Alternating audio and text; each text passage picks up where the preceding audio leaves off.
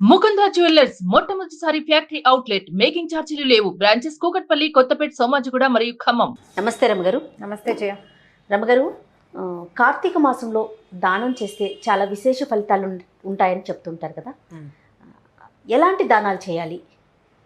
అంటే కార్తీక మాసంలో చేస్తేనే ఎక్కువగా ఫలితాలు ఉండటానికి గల కారణాలు ఏంటి? కార్తీకము శరత్కాలంలో వస్తుంది.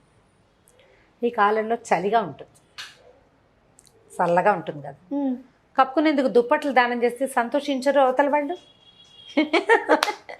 అందుకని విశేషమైన ఫలితం ఇస్తుంది. ఎంత చక్కగా చెప్పారండి. అంతే. మనకి ఇప్పుడు కార్తీకం మనం పరమ పవిత్రమైన మాసంగా భావిస్తాం. అవునవును. ఈ కార్తీక మాసంలో నువ్వులు దానం చేస్తే విశేషమైన ఫలితం. ఎందుకంటే కార్తీకంలో ఒంటికి కావాల్సిన వేడినిచ్చేవి నువ్వులు. అందుకని నువ్వుల దానం చాలా మంచిది. ఉసిరికాయలు దానం చేస్తారు. కార్తీకంలో ఉసిరి చెట్టులో విష్ణువు యొక్క సన్నిధానం ఉంటుందని చెప్తారు.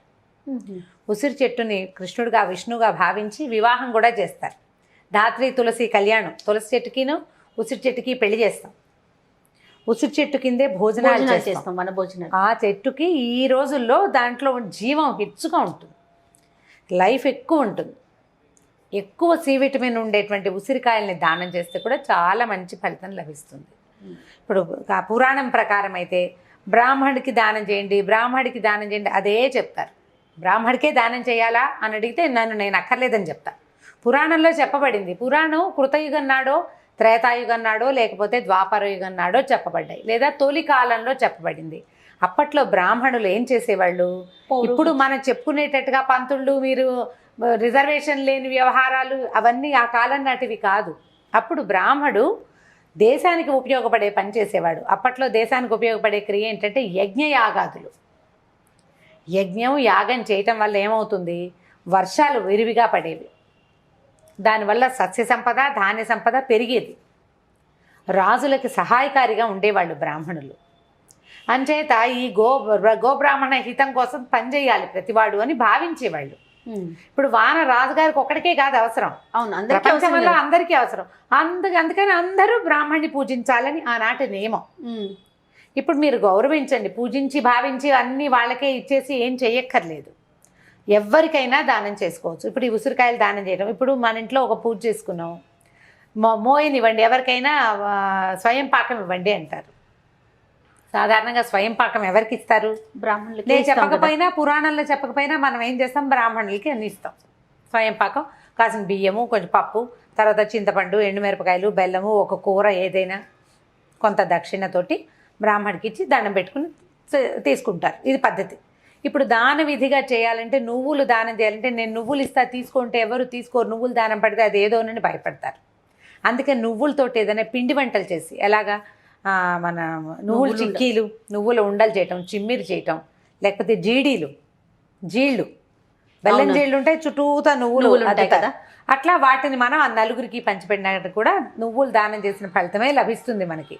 వాళ్ళకి నువ్వు దానం పట్టడం వల్ల వచ్చే చెడు వాళ్ళకేం రాదు. దాన ప్రక్రియగా సమంత్రకంగా చేసే దానంతో కొంచెం ఇబ్బందులు ఉండొచ్చు.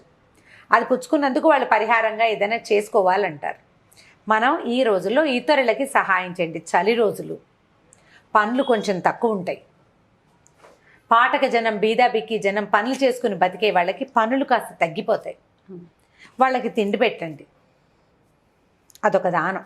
దుప్పట్లు ఇవ్వండి కప్పుకోవటానికి, పాత బట్టలు, వస్త్రదానం ఇవ్వండి. కొత్త బట్టలు దానం చేస్తే ఫలితమే, పాత బట్టలు దానం చేసినా ఫలితమే. వెచ్చటి బట్టలు, ఉన్ని బట్టలు అలాంటివి దానం చేయటం వల్ల ఏంటంటే ఒకళ్ళు మన వల్ల సంతోషంగా ఉంటారు. పాజిటివ్ ఎనర్జీ చూడు. దాన ప్రక్రియని ఏదో మహాద్భుతమైన ప్రక్రియ, కర్ణులు వాళ్ళ దధించింది జ్ఞాపకం చేసుకుని ఆ రకంగా ఎలాగో చేయాలని అనుకోవద్దు. పురాణం మనకి ఒక పద్ధతి ప్రకారం చెప్తుంది.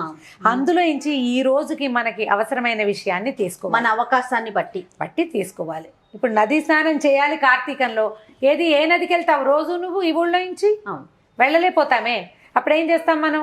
గంగను దలుచుకుంటూ గంగే చేమినే చేవ గోదావరి సరస్వతి నర్మదే సింధు కావేరి జలేస్మిన్ సన్నిధిం కురు అని ఈ నీటి యందు ఈ మొత్తం నదీ జలాలన్నీ ఉన్నట్టుగా భావించి హరగంగే అని గంగానదిని తలుచుకుని స్నానం చేస్తే సూక్ష్మంలో మోక్షం, ఆ నీళ్లలో గంగానది ప్రవేశం ఉంటుంది. నీళ్ల యందు ఈ రోజుల్లో గంగ యొక్క శక్తి ఉంటుంది. వేదాల యొక్క శక్తి కూడా నీటి యందు ఉంటుందని కార్తీక పురాణంలో చెప్పబడింది. అందుకని ఈ నీటిని ఇట్లా భావిస్తాం. అలాగే మనం దానం చేసేటప్పుడు కూడా అలాగే దీన్ని నా శక్తి అనుసారం చేస్తున్నానని భావించి, దానం వల్ల మనకు అనుకూడే మహాద్భుత ప్రయోజనం కంటే మనం ఇతరులకు ఇవ్వటం వల్ల వాళ్ళకి ఉపయోగపడుతున్న విషయాన్ని ఆలోచిస్తే చాలా బాగుంటుందని అనిపిస్తుంది నాకు. చాలా ఖచ్చితంగా చెప్పారు. మంచి విషయం. ఇప్పుడు పచ్చళ్ళు పెట్టుకుంటాము, ఊరగాయలు, అవి ఎవరికైనా ఊరగాయ దానం చేయండి.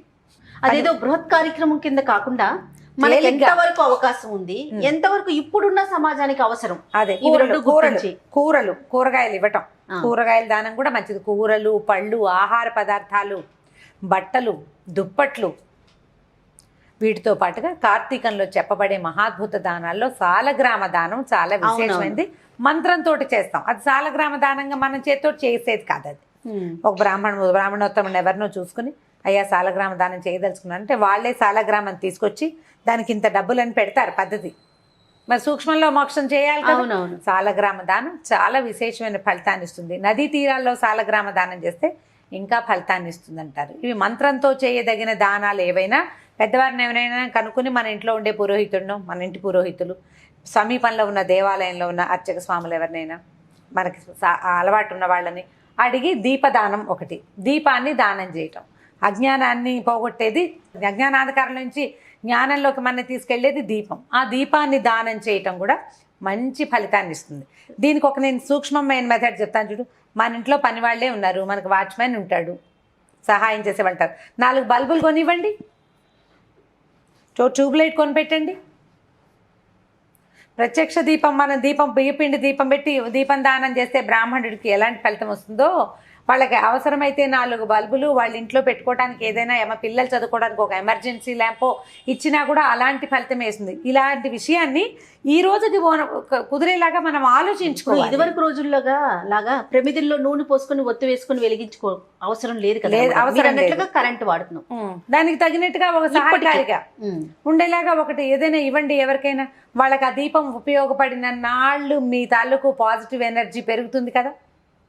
అవునా కాదా? ఖచ్చితంగా. ఇది వరకు లస్టర్లు అవి పెట్టుకుని చీకట్లో దీపాలు పెట్టుకునేవాడు. ఇప్పుడు ఏది అవసరం లేదు, ఇప్పుడు అది లేదు కదా. మనమంతా ఇలా వచ్చేసాం.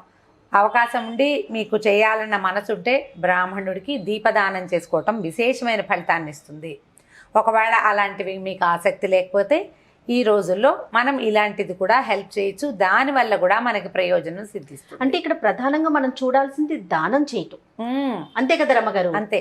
సహాయం చేయటం ఎవరికైనా, దానివల్ల మనకి ఎంత రావాలో ప్రయోజనం అది దానంతట అదే వచ్చేస్తుంది. నాకు ఎందుకో దానం అనే పదం కన్నా సహాయం అంటున్నారు చూసారా, అది కొంచెం మనకి కనెక్ట్ అవుతున్నట్లు అనిపిస్తుంది. అవును, దాన ప్రక్రియ పురాణంలో చెప్పారు. అవును, దాన్ని సహాయ ప్రక్రియగా చేయండి మీరు. ఇప్పుడు దానం అంటే ఏమిటి చేయ, మనం ఒకళ్ళకి ఇస్తాం, తిరిగి తీసుకో.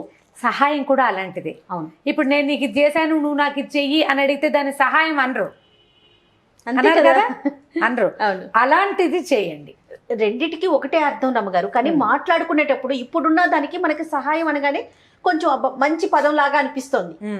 దానం అంటే ఏదో ఎవరికో లేని వాళ్ళకి ఇచ్చేస్తున్నారా, అదేదో పెద్ద కార్యక్రమం కింద అలా భావించకుండా ఇలా చేయొచ్చు. ఇతరులకి సహాయం చేయండి. ఫుడ్ ఐటమ్స్ ఎవరికైనా ఇవ్వటము, అవన్నీ కూడా మనకి మంచి ప్రయోజనాన్ని ఇస్తాయి.